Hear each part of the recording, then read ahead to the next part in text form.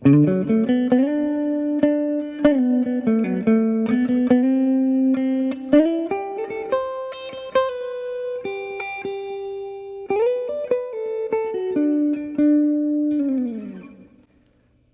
today I'm going to talk about going over the changes. So I'm going to talk about what that is, when you should do it, when you shouldn't do it, what I think is the best way to get started, and also how I approach it even today.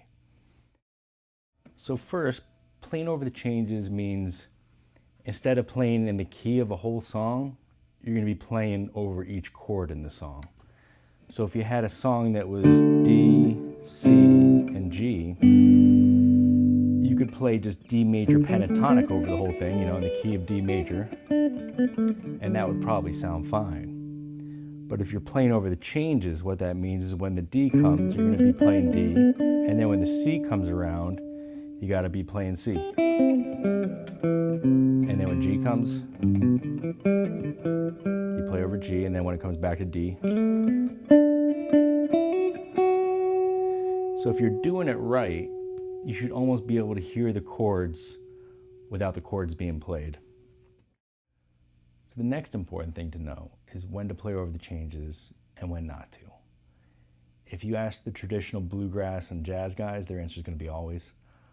But for me, it depends more on three variables. Number one, is it what the song needs?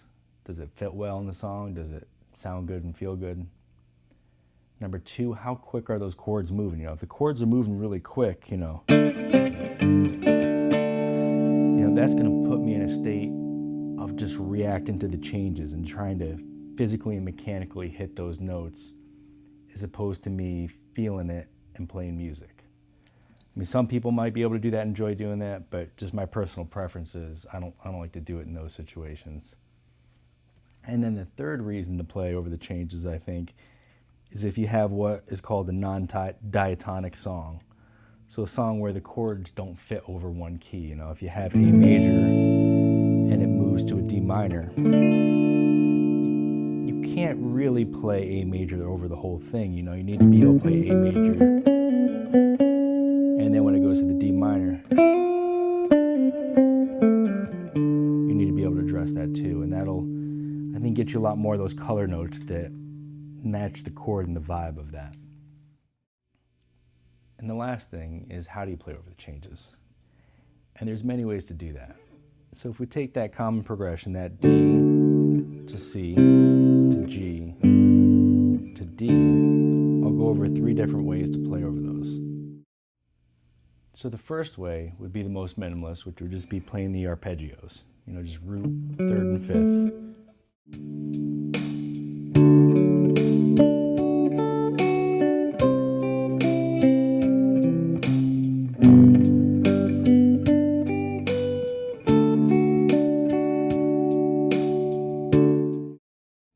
So that's a great sound on its own. They're also great to know because it tells you where the chord tones are of each chord. I tend to throw those in a little bit more sparsely and here and there, but there's players that just use arpeggios and make some phenomenal stuff. On the opposite end of the spectrum, you have the modal scale stuff. So you'll be playing the whole scale over the whole chord progression, but you're addressing the notes of each chord as they go by. I have a lesson, I think it's called like the 3 ways to sound like Jerry Garcia, and it goes over that in a little more detail if you're interested. But it'll sound like this.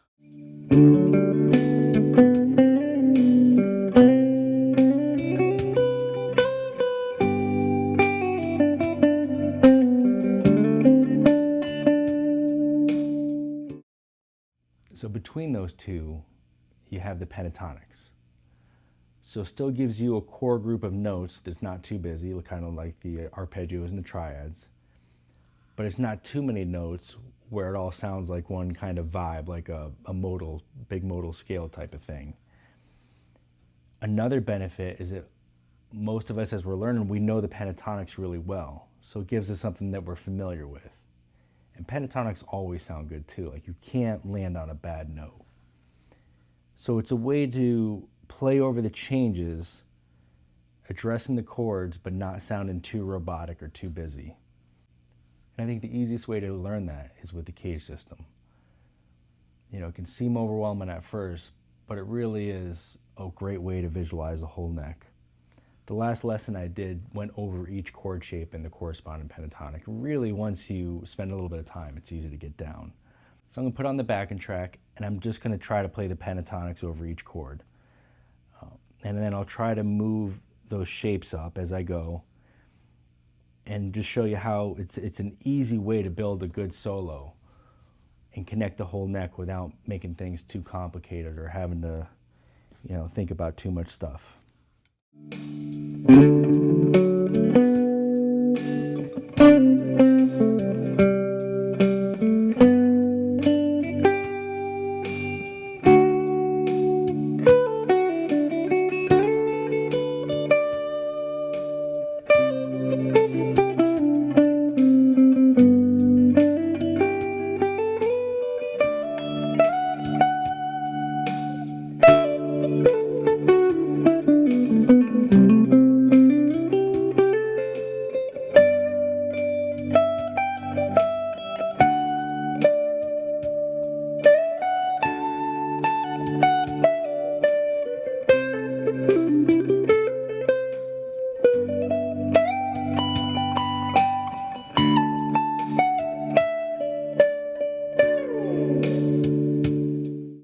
So that was just all pentatonics.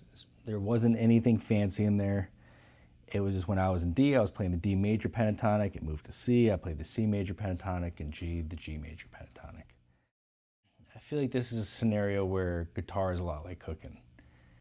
You know, when you're cooking, you get a recipe. You can't just read the recipe and assume you're a good cook. You know, you got to cook that recipe over and over again before you're good at cooking it. And I feel like this is a scenario where the same thing happens.